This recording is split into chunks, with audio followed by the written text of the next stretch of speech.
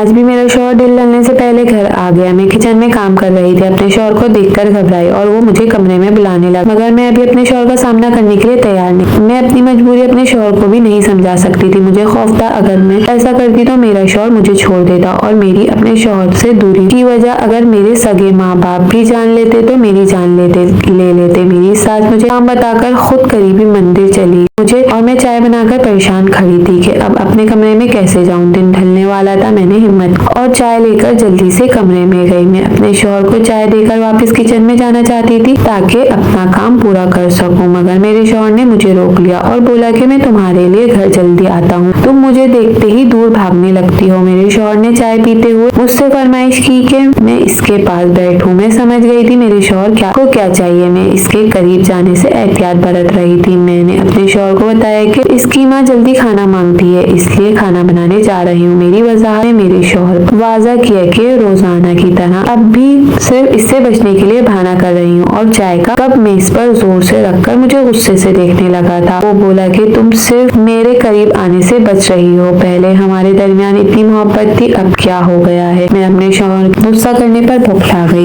इसका भी कसूर नहीं था, हमारी शादी पसंद की थी और शादी के बाद हम दोनों एक दूसरे को हर खामिश खूबी समेत कबूल किया था। शादी को 1 साल गुजर गया था और हमारे दरमियान मोहब्बत पहले से ज्यादा बढ़ गई थी। हमारी औलाद नहीं हुई थी, मगर हमें कभी इस बात की फिक्र नहीं हुई। मगर अब जो काम कर चुकी थी, इसके बाद मेरा अपने शौहर के करीब जाना ही मेरे लिए मुश्किल था। मेरे शौहर को लगने लगा था कि मैं इससे उकता गई हूँ और किसी और मर्द में दिलचस्पी लेने लगी हूँ। मैंने अपने शौहर की सोच जान चुकी थी और इसका खौफ भी वाज़ेह था, मगर मैं इसे कुछ समझा नहीं सकती थी। हालांकि जैसा वो सोचता था वैसा बिल्कुल नहीं था। इस वक्त भी मेरा शौहर गुस्से से भरा हुआ था और मेरे बार बार समझाने पर इसने मुझे किचन में नहीं जाने दिया और जबरदस्ती कमरे में रोक लिया। मैं अपने शौहर के करीब होने पर खौफजदा हो गई और इसे रोकने की कोशिश की। मेरा अपना शौहर से दूर जाना इसे शक में डाल रहा था। मैं जानती थी मेरा शौहर अब जानबूझकर घर जल्दी आ जाता है और मेरे मना करने के बावजूद वो जबरदस्ती मेरे करीब आता है और ताल्लुक बनाता है। ऐसा तब ही हो रहा था जब एक रोज मेरा शौहर किसी काम से जल्दी घर आया था। मैं तब अपने कमरे में बैठी थी। शौहर अचानक पहुंचा तो मैं घबराकर अपना मोबाइल बंद करके छुपा दिया, मगर मेरा शौहर मेरी हरकत देख चुका था। वो पहले तो हैरत से मोबाइल छुपाने की वजह पूछता रहा, मगर मैं भी अपनी बात पर डटी रही और इसे बोली कि इसे गलतफहमी हुई है। मेरे मोबाइल में ऐसा कुछ नहीं कि मैं छुपाऊं। मेरे शौहर ने मेरा मोबाइल लेने की कोशिश की, मगर मैंने अपना मोबाइल लॉक कर चुकी थी। मैं कमरे से जाने लगी तो मेरा शौहर मुझे रोककर गुस्सा करने लगा और जब वो गुस्से में लड़ते हुए मेरे करीब आया तो मैं घबरा गई और इससे दरख्वास्त करने लगी कि वो मेरे करीब ना आए। मेरा अंदाज मेरे शौहर को खटखटा दिया था। वो हैरान हो गया, मुझे अचानक क्या हो गया। मैं तभी हवास बाख्ता हो गई थी। मैं अपने शौहर को खुद से दूर धकेल ली गई। मेरा अंदाजा इतना अजीब था कि मेरे शौहर को लगा कि मैं इससे बेजार हो रही हूँ। मैं इसकी बीवी थी और हमारी शादी भी हम दोनों की मर्जी से हुई थी। अब अचानक मैं दूर होने लगी थी तो मेरे शौहर को यही खौफ महसूस हो रहा था कि इसकी बीवी किसी दूसरे मर्द में दिलचस्पी ले रही है और मेरे जबरदस्ती करने लगा और मेरी किसी वजाहत पर कान नहीं धरे। और मैं इतनी दुखी हुई कि रात तक अपने शौहर की किसी बात का जवाब नहीं दिया, न इसके मनाने पर इसे माफ किया। मैंने मुंह छुपाते रोती रही। मेरा शौहर मेरे रवैये पर मजीद उलझने लगा। इसे रोज मेरी एक गलती की वजह से मेरे शौहर के दिमाग में शक पैदा हो गया था। इस रोज के बाद मेरा शौहर रोजाना दिन के वक्त अचानक घर आ जाता और मुझसे अपना हक वसूल करने लगता। मेरा हर बार सर पकड़कर रोना इसे जज कर देता और मैं अपने शौहर को दिन ब दिन जिद में आता देखकर परेशान होने लगी। मैं नहीं चाहती थी कि किसी रोज मेरा शौहर गुस्से में मुझे गलत समझकर हमेशा के लिए ताल्लुक तोड़ ले। मैंने इसे अपनी मजबूरी समझाना चाहती थी। मुझे इसका साथ चाहिए था और मुझे यकीन नहीं था इस दुनिया में अगर कोई मेरा हर मुसीबत में साथ दे सकता है तो वो सिर्फ और सिर्फ मेरा शौहर था। मगर वो मसला ऐसा था कि मैं अपने शौहर को भी बताते हुए घबरा रही थी। मेरा शौहर रोजाना मेरे साथ जबरदस्ती करके मुझे जब तक तुम्हारा दिमाग खराब रहेगा मैं यही करता रहूंगा, जब चाहूंगा घर आ जाऊंगा। मैं इसे शर्म दिलाने की कोशिश करती रही। वो भटक जाता था और बोलता, तुम मेरी बीवी हो, मुझे रोक नहीं सकती। शादी के 1 साल बाद तुम्हें मेरा करीब आना बुरा क्यों लगने लगा? वो बोलता, या तो तुम अपना दिमाग दुरुस्त कर लो या फिर मेरा यही मामूल रहेगा। मेरा शौहर को इत्मीनान था कि वो मुझे पहले जैसे कर लेगा और अपने शौहर को चाहकर भी नहीं बता रही थी कि मेरे रवैये की वजह क्या थी, लेकिन अब छुपाना भी मुमकिन नहीं था। अगर हमारा वो रोजाना का तमाशा भी हमारे दरमियान रहता और शायद इतना मसला ना होता, मगर अब हमारे ताल्लुकात की कशीदगी मेरी सास की नजर में आ चुकी थी। एक रोज सुबह शौहर के जाते ही सास मुझे बुलाकर नाराज होने लगी और बोली कि अभी शादी को 1 ही साल हुआ है, तुम अपना रंग दिखाने लगी हो। रोजाना मेरा बेटा तुम्हारे लिए जल्दी घर आता है कि 2 पल बीवी के साथ सुकून के गुजारे, मगर तुम जाने क्या कहती हो कि गुस्से से भरा घर से निकल जाता है। मैं परेशान हो गई। पहले शौहर को शक था, अब सास भी शामिल हो चुकी थी। झूठ पर झूठ बोलती रहती, फिर मेरे लिए बात संभालना मुश्किल हो जाता। मैंने अपनी सास से बोल दिया कि इन्हें गलतफहमी हो रही है। अगर मैं इनके बेटे को खुश ना रखती तो रोजाना मेरे लिए घर ना आता। मैंने कहा, यकीनन इसके कारोबार में कोई मसला हो रहा है होगा, वरना हमारे दरमियान सब ठीक है। मेरी बातों पर मेरे साथ कुछ देर मुझे खोजती नजरों से देखती रही, फिर अचानक बोली कि बहू, मैंने एक उम्र गुजारी है, तेवर देखकर बता सकती हूँ आगे वाले इंसान के दिमाग में क्या चल रहा है। मैं अभी अपनी सास को बात समझाने की कोशिश कर रही थी कि मेरी सास ने अचानक ऐसी बात बोल दी जो मुझे बौखलाहट का शिकार हो गई। मैंने सटपटाकर अपनी सास को देखा और यकीन दिलाने की कोशिश की कि ऐसा कुछ नहीं, मगर इस रोज मेरा शौहर घर आया तो मेरी सास इस पर भी गुस्सा होने लगी और बोली, कैसे मर्द हो, एक बीवी को काबू नहीं कर सकते, इसलिए मैं ये पसंद की शादी के खिलाफ हूँ।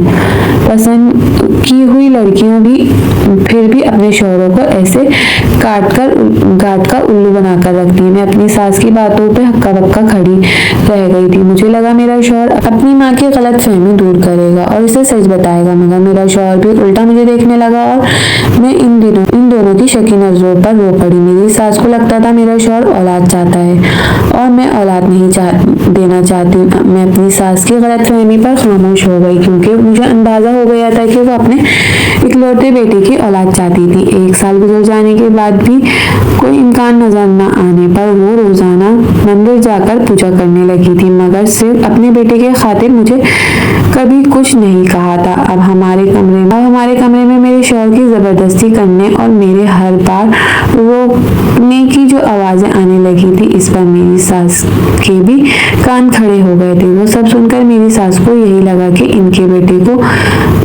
बेटे को भी अभी औलाद चाहिए और मैं रुकावट बन रही हूँ, मगर मुझे अपने शौहर पर अफसोस हो रहा था। वो जानता था कि ऐसा कुछ नहीं, हमारी किस्मत में अभी औलाद ना थी, मगर अपनी माँ की बातें सुनकर वो मुझसे नाराज होने लगा और बोला कि अब मुझे समझ आई है कि तुम क्यों मुझसे दूर धकेलती हो।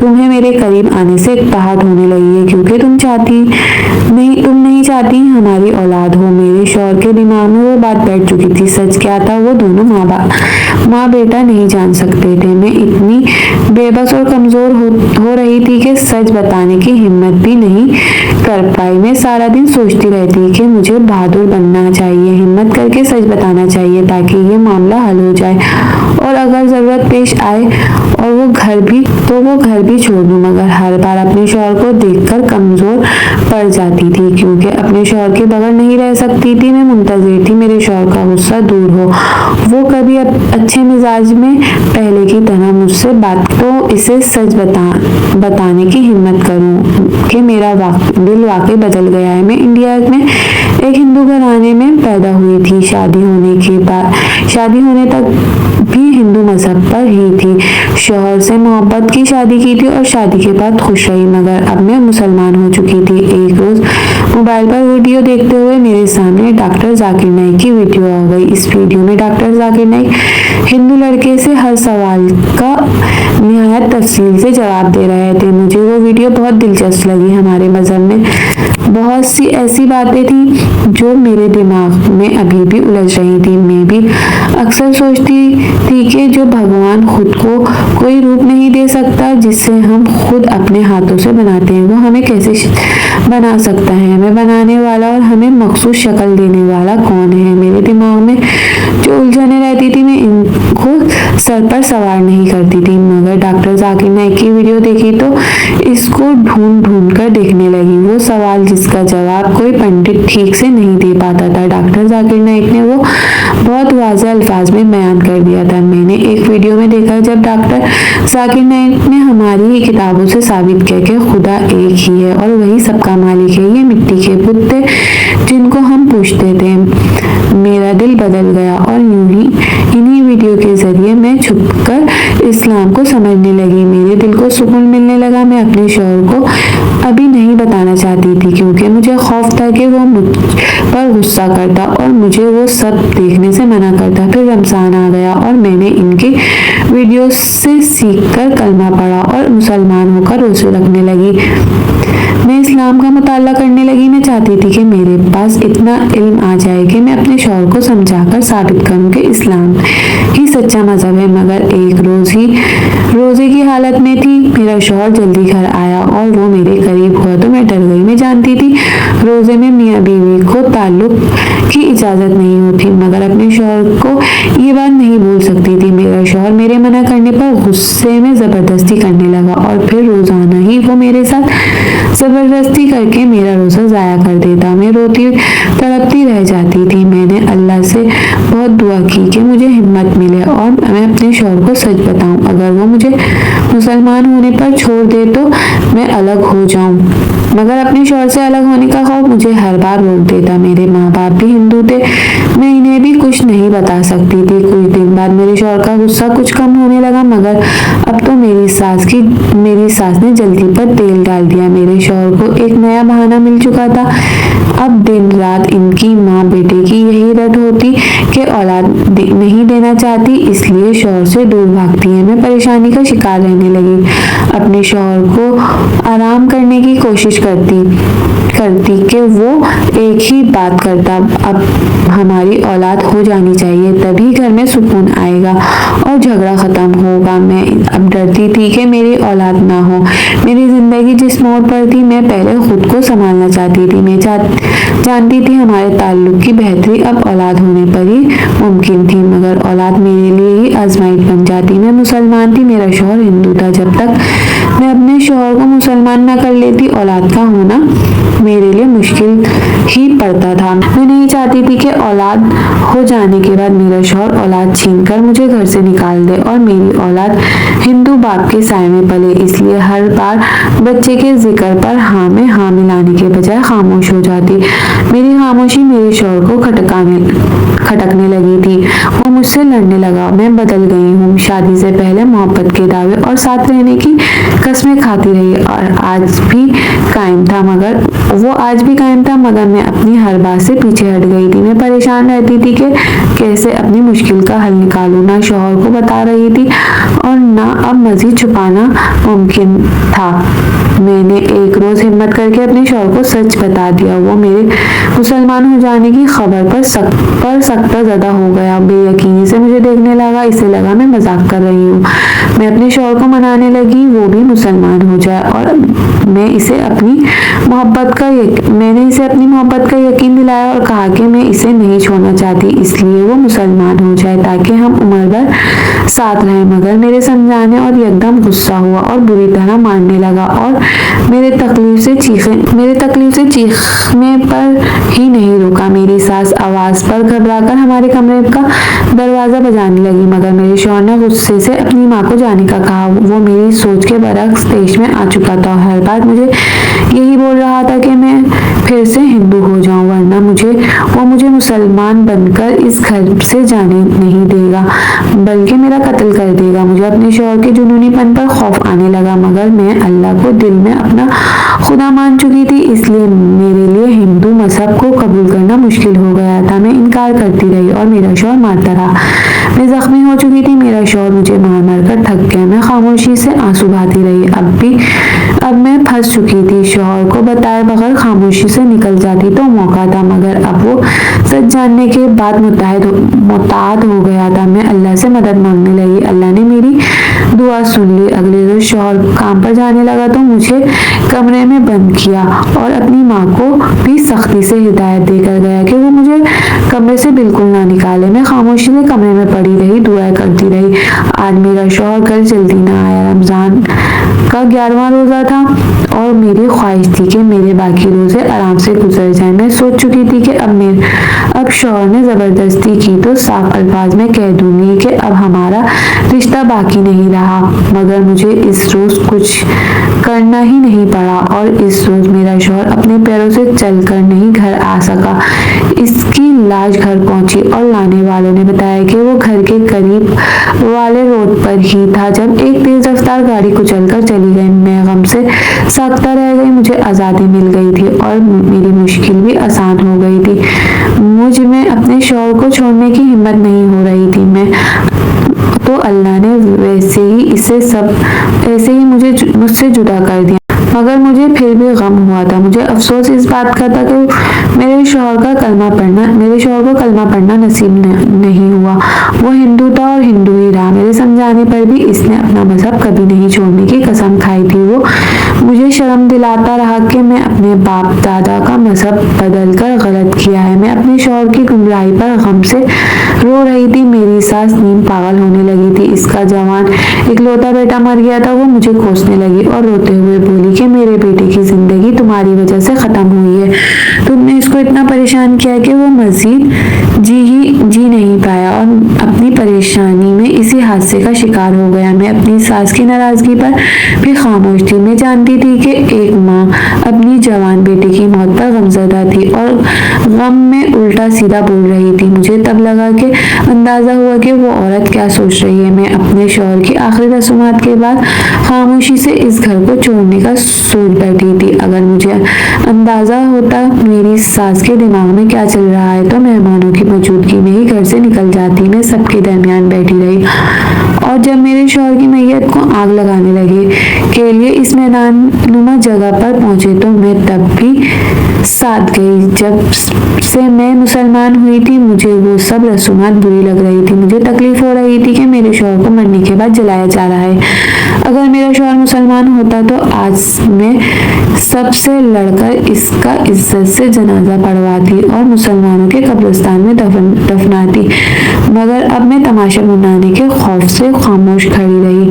मेरे शौहर के रवैये ने मुझे समझा दिया था कि मेरा मुसलमान होना कोई कबूल नहीं करेगा, मुझे मार दिया जाएगा। मेरे माँ बाप बहुत सख्त मिजाज और कट्टर हिंदू थे और सास भी ऐसी थी। इस दुनिया में वाहिद मेरा शौहर था जो मेरे लिए नरमी बरत लेता, मगर इसने भी मेरा साथ नहीं दिया। मैं चुपचाप सर झुकाए खड़ी थी। मेरे शौहर को अभी आग लगाने लगे थे कि अचानक जोर से चीख पड़ी, क्योंकि मेरी सास ने मुझे पकड़कर घसीटते हुए सबके दरमियान से निकाला था और चीखते हुए ऐसी बात बोली थी कि मजमे में सबको सांप सूंघ गया। मैं फटी नजरों से अपनी सास को देख रही थी जो पागल हो चुकी थी। वो जिद कर रही थी कि मेरे बेटे के साथ इसकी बीवी को भी जलाओ। मैं घबराकर खुद को छुड़ाने लगी थी। मेरे घर वाले भी वहीं मौजूद थे। मेरे बाप ने आगे बढ़कर मुझे बचाया था। सब लोग मेरी सास को समझाने लगे। वो ख्वामाख्वा तमाशा बना रही, जिंदा लड़की को कैसे जलाया जाता। मेरी सास सबसे लड़ने लगी और बोली, इस लड़की के लिए मेरा बेटा मर गया। इसने मेरे बेटे की आखिरी दिन अजाब बना दी थी। अगर मोहब्बत की शादी कर सकती है तो साथ मर क्यों नहीं सकती। मेरी सास बहुत कोशिश करती रही कि मैं सबको मना सके और मुझे भी जिंदा जला दे, मगर मेरे घर वाले रास्ते में आ गए थे और बाकी सब रिश्तेदार भी मेरी सास को ही समझाने लगे वो गलत कर रही है। अगर इसका बेटा जिंदा होता तो कभी ऐसा ना चाहता। वो बिल्कुल नहीं समझ पाई थी कि मेरी सास ऐसा क्यों कर रही थी। मैंने जब डरते डरते अपनी सास को देखा तो वो नफरत से मुझे घूरती जा रही थी। मैं सहम गई। मुझे लगा कि वो मुझे अपने बेटे की मौत का गम बना रही है। मैं तब भी यही समझती रही कि मेरी सास इस गम में मुब्तला है कि मुझे लड़ झगड़ कर डिप्रेशन का शिकार होने पर इसका बेटा मरा है, इसलिए वो मुझे सजा देना चाहती है। मगर मुझे अपनी सास की नजरों ने चौंका दिया कि एक गमज़दा माँ का ये रूप नहीं था जो इस वक्त मेरी सास का था। इसे समझाने के और मेरे घर वालों के आगे आने पर मेरी सास ने मुझे छोड़ दिया और खामोश हो गई। जब हम फारिग हुए तो सबको मेरी सास अपने घर ले आई। मेरा ससुराली घर बहुत बड़ा था। मेरी सास ने सबके खातिर तवाज़ा की। सब मेहमान चले गए तो मेरे माँ बाप को रोक लिया और मेरे माँ बाप मेरी सास की इस हरकत के बाद अच्छा महसूस नहीं कर रहे थे। सब लोगों के दरमियान मुझे जिंदा चलाने की बात करके वो औरत हमें बदजन कर गई थी। मगर इसने मेरे वालिदैन से इसने माजरत की और बहुत मिन्नत समाजत की और मेरे वालिदैन भी रुक गए। वो औरत बिल्कुल अकेली हो गई। इसे अचानक अकेले घर में छोड़ना मुनासिब नहीं। 2-3 दिन मेरे वालिदैन रुके और इस दौरान मेरी सास ने मेरा इतना ख्याल रखा कि मैं भी हैरान हो गई। मैं नहीं समझ पा रही थी कि वो औरत पल पल रूप क्यों बदल रही है। मैं हैरत पर वो औरत अफसोसगी से बोली, मुझे माफ कर दो। अपने बेटे की मौत पर मुझे धचका लगा। तुम दोनों ने बहुत लड़ाइयाँ होने लगी थी और मेरा बेटा मेरे बार-बार पूछने पर मुझे उदासी से एक ही बात करता कि तुम बदल गई हो। अपने बेटे का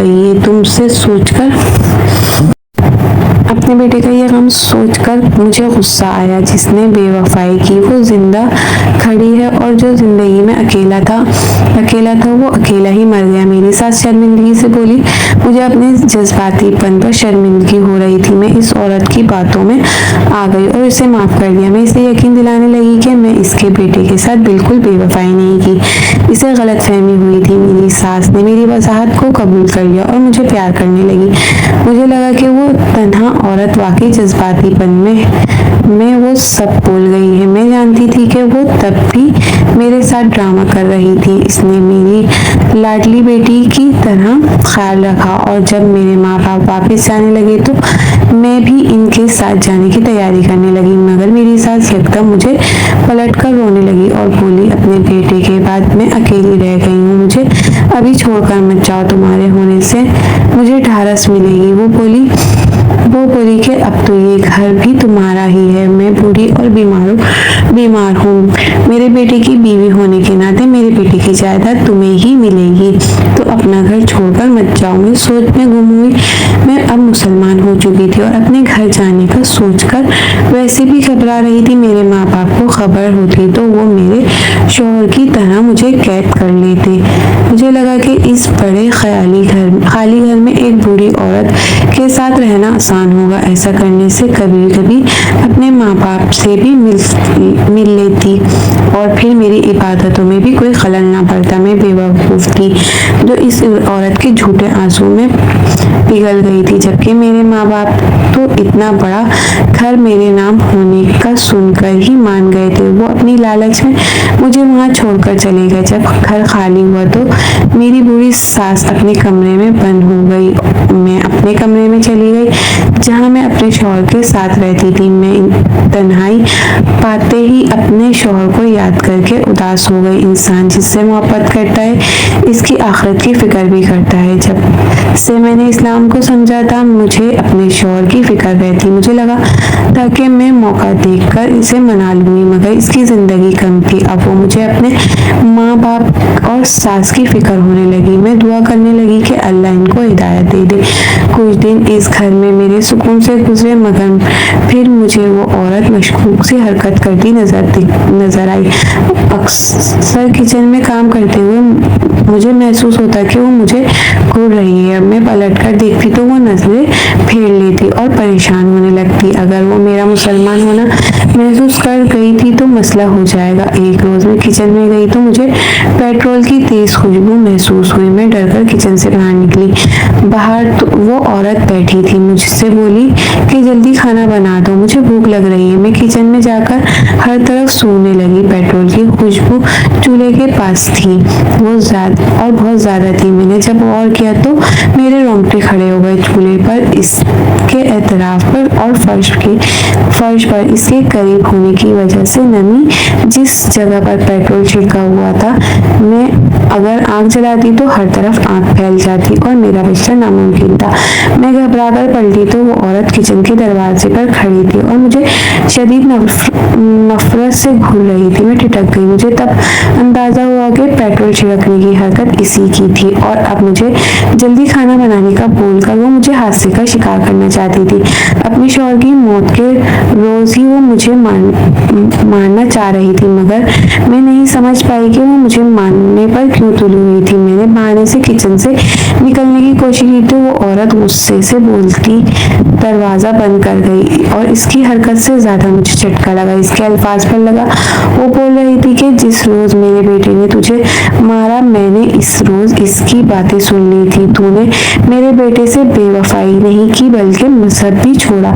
तुझे संसार कर देना चाहिए, मगर मेरा बेटा खुद मर गया।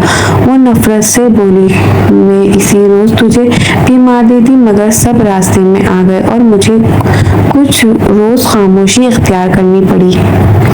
इस औरत का चेहरा बदला हुआ था। वो बोल रही थी। मैं दुख से सुनती तेजी से बर्तन में पानी भरकर पेट्रोल वाली जगह पर बहाने लगी। वो औरत बोली, अगर मैं तुझे जाने देती तो तेरे घर वाले तुझे मजहब बदलने पर माफ कर देते, मगर ऐसा नहीं चाहती थी। मैं तुझे अपने बेटे से धोखा करने की सजा देकर ही सुकून से मरूंगी। इसने बोलते हुए एक लाइटर जलाकर किचन की खिड़की में फेंक दिया। मैं तब तक बहुत सारा पानी बहा चुकी थी, इसलिए आग नहीं लगी। कुछ देर बाद वो औरत भी चौंक गई और किचन में झांकने लगी। मैं किचन के दरवाजे के पीछे छुपकर खड़ी रही। इस औरत ने हैरत से दरवाजा खोला था कि आग न लगने की वजह जान सके, मगर मैंने फौरन इसे धक्का दे दिया और वो लड़खड़ाकर फर्श पे गिर गई और मैं तेज कदमों से भागती इस घर से निकल गई। हमारे घर के करीबी मुसलमानों का इलाका था। मैं भागते हुए वहां पहुंच गई और जब एक मस्जिद से निकलते मुसलमान मर्द के पास जाकर मैंने अपने रोते हुए अपने इस्लाम कबूल करने की बात बताई और बताया कि मेरी जिंदगी को खतरा है, तो उन्होंने मुझे सहारा दिया और एक घर में बना दी। अब मैं बाकायदा मुसलमान हो चुकी हूँ। मैंने नहीं जानती मेरी सास ने मेरे भाग जाने के बाद मेरे वालिदैन को कैसे बताया होगा और क्या रंग दिया होगा। मेरा एक मुसलमान मर्द से निकाह होने वाला है, मगर मुझे अभी तक खौफ है कि न जाने कब मेरी सास और मेरे घर वाले मुझे ढूंढकर मार देंगे। मेरी दुआ है कि अल्लाह इन्हें हिदायत दे। नाज़रीन, आपको आज की हमारी कहानी कैसी लगी?